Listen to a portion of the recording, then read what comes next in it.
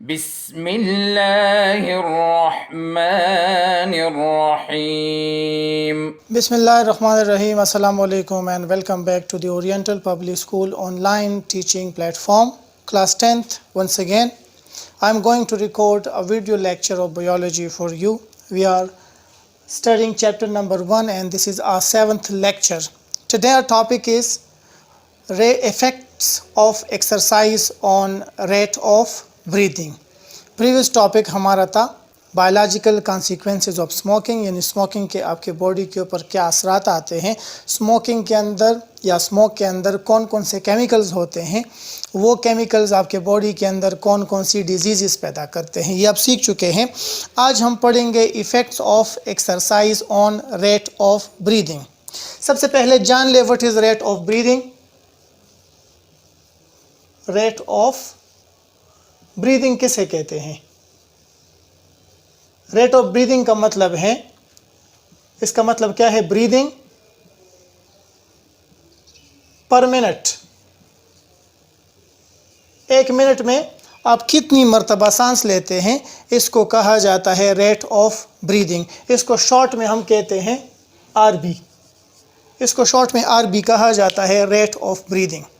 ठीक है जी। अब रेट ऑफ ब्रीदिंग ये हमारी एक्टिविटी भी है, आपका एक प्रैक्टिकल भी है, ये भी आपने यहीं पे परफॉर्म करना है, बल्कि अभी कर लें तो आपका वो प्रैक्टिकल भी हो जाएगा। इस पर आप घर में भी कर सकते हैं। इसका तरीका आप इस तरह कर ले कि आपने रिकॉर्डिंग करनी है rate of breathing at resting mode और rate of breathing after exercise. Resting mode मतलब अभी आप बैठे हुए हैं, आप कोई काम नहीं कर रहे, आप बिल्कुल रिलैक्स बैठे हुए हैं। तो हम यहाँ पे आपकी आरबी आप नोट कर सकते हैं, आरबी एट रेस्ट। आप अपनी घड़ी निकाल लें, अपनी घड़ियाँ निकाल लें सारे, ठीक है जी। और अब आप नोट कर ले कि एक मिनट में आप कितनी मर्तबा सांस लेते हैं। बिल्कुल रिलैक्स बैठ जाएं, कोई आपके पास आपने कोई मूवमेंट नहीं करनी, रिलैक्स बैठ जाएं, अपनी घड़ी निकाल ले और बिल्कुल नॉर्मल तरीके से सांस ले, जिस तरह अभी आप ले रहे हैं। इस तरह नॉर्मल तरीके से आप सांस लें और आप रिकॉर्ड कर लें कि आप एक मिनट में कितनी मर्तबा सांस लेते हैं। ठीक है जी। आप बैठे हुए हैं, रिलैक्स हैं, यहाँ पे आपने रिकॉर्ड करना है कि एक मिनट में आप कितनी मर्तबा सांस लेते हैं। ठीक है जी।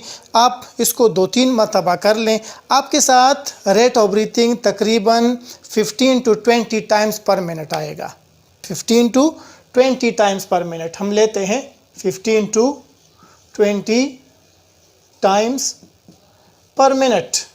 यानी एक मिनट में आप अभी सांस लेंगे 15 से 20 के दरमियान आपकी वैल्यू आएगी। ठीक है जी। कितनी मर्तबा सांस लेंगे 60 सेकंड में? 15 से 20 मर्तबा आपकी वैल्यू आ सकती है। किसी की कभी 15 आएगी तो कभी 16 आएगी, कभी 17, कभी 18, मैक्सिमम 20 तक आ सकती है। तो ये हम रिकॉर्ड कर लेते हैं, इसको हम कहते हैं आरबी एट रेस्ट। ठीक है जी। अब आप अपनी घड़ी रख लें, ठीक है जी, और उठ जाए और कुछ 1 या 2 मिनट तक हैवी एक्सरसाइज कर लें। हैवी एक्सरसाइज फॉर एग्जांपल आप निकले और 1 मिनट के लिए या 2 मिनट के लिए तेज़ दौड़ना शुरू कर लें। ठीक है जी। अगर आप दौड़ना नहीं चाहते और जिस कमरे में आप बैठे हैं वहीं पे आप 2 मिनट के लिए जंपिंग कर लें। जंपिंग भी नहीं कर सकते तो पुशअप्स कर लें।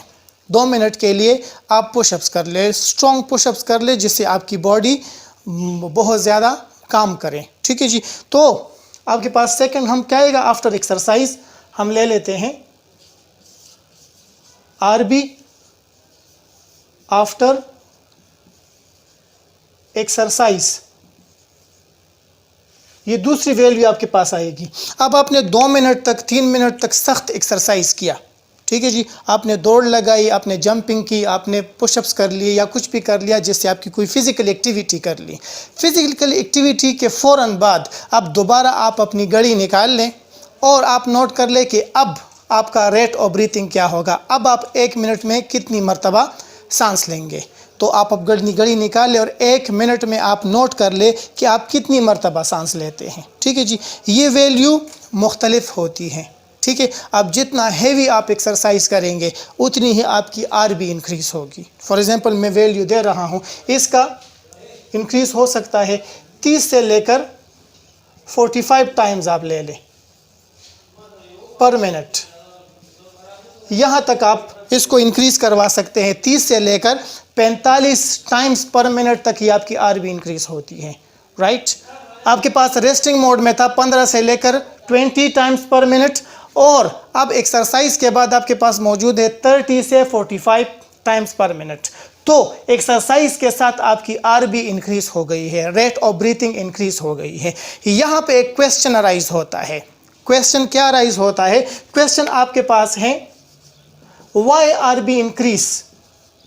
Why RB increase during exercise?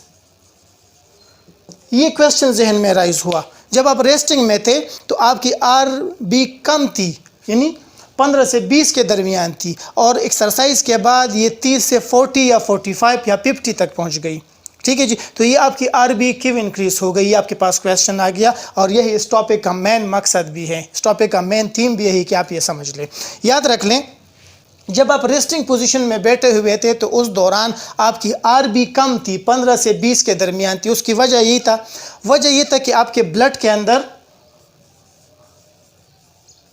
अंदर ऑक्सीजन सैचुरेट था, ऑक्सीजन की मिकदार ज़्यादा थी, बहुत ज़्यादा ऑक्सीजन का मिकदार मौजूद था, और CO2 का मिकदार कम था। CO2 का मिकदार कम था और ऑक्सीजन की मिकदार ज़्यादा थी, तो लंग्स को वेंटिलेशन की ज़्यादा ज़रूरत नहीं थी। लेकिन जब आपने हेवी एक्सरसाइज शुरू की तो हेवी एक्सरसाइज के दौरान मसल्स काम करते हैं, और जब मसल्स काम करते हैं आप जानते हैं उनको ATPs की ज़रूरत होती है, और ATPs पैदा होते हैं रिस्पायरेशन के दौरान। तो जब रिस्पायरेशन होता है, ब्लड में मौजूद ऑक्सीजन कंज्यूम होना शुरू हो गया, ब्लड में मौजूद ऑक्सीजन कंज्यूम होना शुरू हो गया, और ये ऑक्सीजन कार्बन डाइऑक्साइड में तब्दील होता है। तो ब्लड के अंदर ऑक्सीजन की मिकदार में कमी आती है और कार्बन डाइऑक्साइड का मिकदार बढ़ना शुरू हो जाता है। ये कार्बन डाइऑक्साइड ब्लड में एकमुलेट होता है, जमा होता है।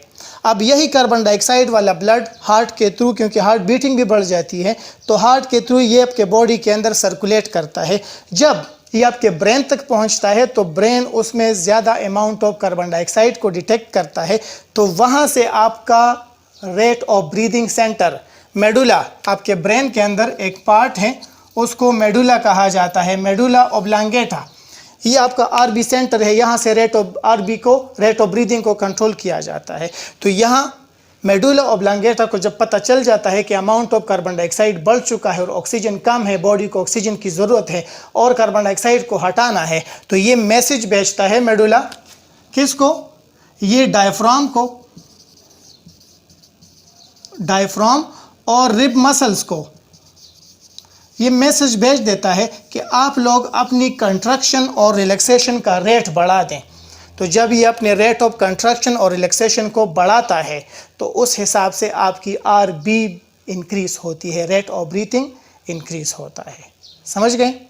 दोबारा से देख लें, जब हम रेस्टिंग में होते हैं तो हमारे पास रेट ऑफ ब्रीथिंग 15 से 30 के दरमियान होगा। जब हम एक्सरसाइज शुरू कर देते हैं तो एक्सरसाइज कर लेते हैं तो आरबी 30 से 40 तक या 45 तक बढ़ जाती है। इसकी वजह ये होती है कि जब आप रेस्ट में होते हैं तो ब्लड के अंदर ऑक्सीजन की मिकदार ज़्यादा होती है, कार्बन डाइऑक्साइड की मिकदार कम होती है। जब आप एक्सरसाइज शुरू कर देते हैं तो एक्सरसाइज के दौरान मसल्स ATP को कंज्यूम्स करते हैं। जब ये ATP की मिकदार कम होती है तो रिस्पायरेशन के थ्रू मोर ATPs प्रोड्यूस होते हैं। अब रिस्पायरेशन में यही ऑक्सीजन कंज्यूम हो रहा है और कार्बन डाइऑक्साइड पैदा हो रहा है, तो ब्लड के अंदर कार्बन डाइऑक्साइड की मिकदार बढ़ती है। ब्रेन जब इसमें high amount of carbon dioxide को डिटेक्ट करता है तो मेडुला मैसेज भेजता है डायफ्राम को और रिब मसल्स को। ये लोग आरबी करवाते हैं, रेट ऑफ ब्रीदिंग को, मतलब ब्रीदिंग करवाते हैं ये लोग, आपने मैकेनिज्म ऑफ ब्रीदिंग में पढ़ा हुआ है। तो ये लोग अपनी कंट्रक्शन और रिलैक्सेशन के रेट को बढ़ा देते हैं जिससे आपकी आरबी इंक्रीज हो जाती है। ठीक है जी, इसके साथ आपका ये टॉपिक कंप्लीट हो गया है। आपने इस क्वेश्चन का आंसर लिखना है, why RB increase during exercise, जो मैंने यहाँ पे एक्सप्लेन कर लिया है। आप लोगों ने इसको लिखना है और फिर व्हाट्सएप के थ्रू हमारे साथ शेयर करना है। इंशाल्लाह नेक्स्ट टॉपिक में नेक्स्ट टाइम आपसे मुलाकात होगी। अल्लाह हाफिज़। अल्लाहुम्मा अन्फ़अना बिमा अल्लमतना وعلمنا ما ينفعنا وزدنا علما.